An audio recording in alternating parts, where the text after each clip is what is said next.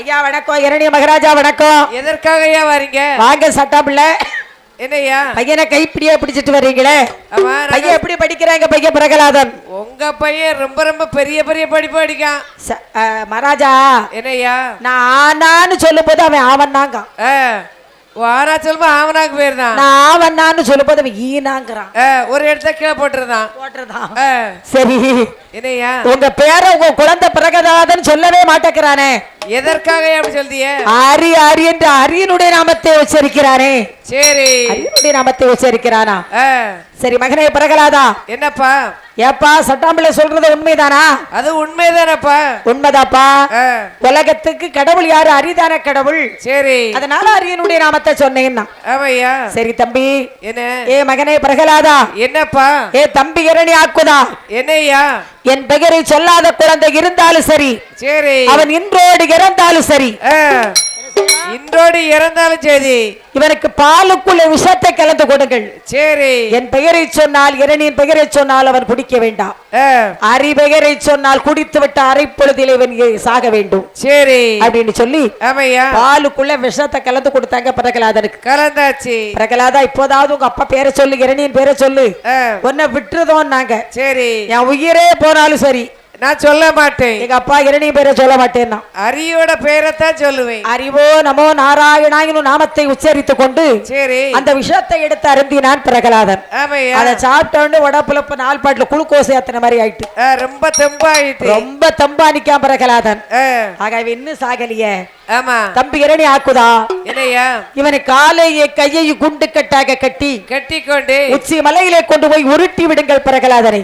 சரி என் பெயரை சொன்னால் விட்டு விடுங்கள், அரி பெயரை சொன்னால் இவனை அரை பொழுதிலே கொண்டு விடுங்கள் என்று சொல்ல வீரர்கள் எல்லாம் பிரகலாதனை காலை கையை குண்டு கட்டாக கட்டி கொண்டு உச்சி மலைக்கு கொண்டு வர்றாங்க. பிரகலாதா என்ன இப்போதாவது உங்க அப்பா பேரை சொல்லு, போன விட்டுறதோம்னாங்க. அதெல்லாம் முடியாதுயா, நான் அரி பேரை தான் சொல்லுவேன். உயிரே போறாலும் சரி. எப்படி சொல்ல மாட்டேங்க? உயிரே போறாலும் சரி நான் அரி பெயரை தான் சொல்லுவேன். அரி அரின்னு அரியனுடைய நாமத்துல சொல்லிக்கிட்டு இருக்கிறான். ஏ மகனே பிரகலாதா. என்னையா? அப்படி இவனை உச்சி மலையில இருந்து கீழே தூக்கி போட்டாங்க. சரி மலையில இருந்து உருண்டு வரக்கூடிய குழந்தை பிரகலாதன் சொல்லுகிறான். என்னமா சொல்லுகிறான்? அகிலாண்ட கோடி பிரம்மாண்ட நாயகா நாத ரட்சக ஆபத்துக்கு வந்த அடியவர்க்கு இனியவா அன்பர்க்கு அன்பா ஆதி மூலவே என்று வருகிறான். சரி கீழே யார் நிக்கிறா? யாருமா நிக்கிறா? பூமாதேவி யாரவள் பார்த்தாள். ஆமா ஏதோ ஒரு குழந்தை அண்ணாச்சி நாராயணமூர்த்தியினுடைய நாமத்தை சொல்லிக் கொண்டு வருகிறானே. சரி எங்கள் அண்ணன் பேர சொல்லுறானே என்று சொல்லு பூமாதேவி. அவனை இருகரத்தால் ஏந்தி எல்லாம் பூமியில விட்டாளையா பூமாதேவியான வேணும். பூமாதேவியானவள் பார்த்தாள். சரி ஏதோ ஒரு குழந்தைங்க அண்ணாச்சி நாராயணமூர்த்தியினுடைய நாமத்தை சொல்லிக் கொண்டு வருகிறானே என்று மலையிலே இருந்து உருண்டு வரக்கூடிய குழந்தை பிரகலாதனை சரி இரு கரத்தாலே ஏந்தி கொண்டு போல பூமியில இறக்கி விட்டாள் பூமாதேவி. சரி வீரர்கள் எல்லாம் வீட்டுக்கு வர முன்னால பிரகலாதன் வந்து நிக்கிறான். ஆமையா. ஏ மகனே பிரகலாதா. ஏ என்னப்பா? என்னப்பா என் பேரை சொல்லிருப்ப, வீரர்கள் எல்லாம் உன்னை விட்டுட்டாங்க அப்படித்தானே? உங்க பேரை சொன்னா நான் அப்பலே போயிருப்பேன். ஓ இறந்து போயிருப்பேன். ஆமா என்னோட அரியோட பேரை சொல்ல போய் உயிரோட வந்திருக்கேன். அரி என்னை காப்பாற்றினார்னா அப்ப இரணிய மன்னன் சொல்றார் தம் மகனே பிரகலாதா. என்னப்பா? அரி அரி என்று அரியனுடைய நாமத்தை உச்சரிக்கிறாயே. சரி அப்படி உன்னுடைய அரி எங்கே இருக்கிறான்? எங்க இருக்க? தூணில் இருக்கிறார், துரும்பில இருக்கிறார். என்னுடைய கடவுள் எங்கும் இருக்கிறான், ஏகமாக இருக்கிறான்.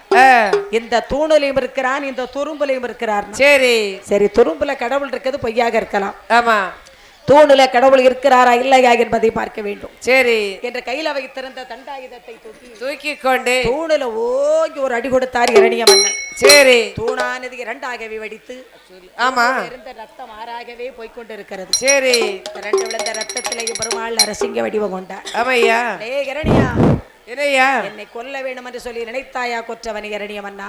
ஆமையா. என்னை நீ கொல்ல முடியாதடா. முடியாது என்னோட சண்டைக்கு. சரி என்று இரணியனையும் பெருமாள் எப்படி கையாலே சண்டை செய்கிறார்களே. ஆனால்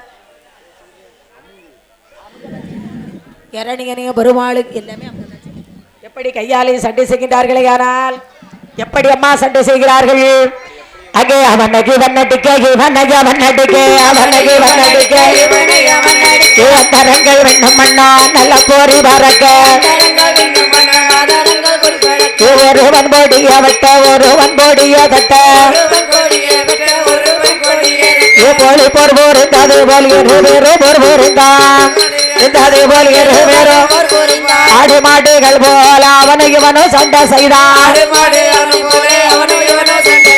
கருமான கைகள் போல ஒரு தலைகளெல்லாம்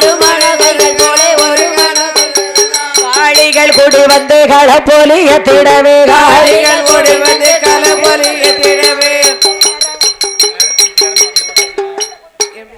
அந்தர களி அவள் வந்து போலிய திடவே அந்தர களி அவள் வந்து போலிய திடவே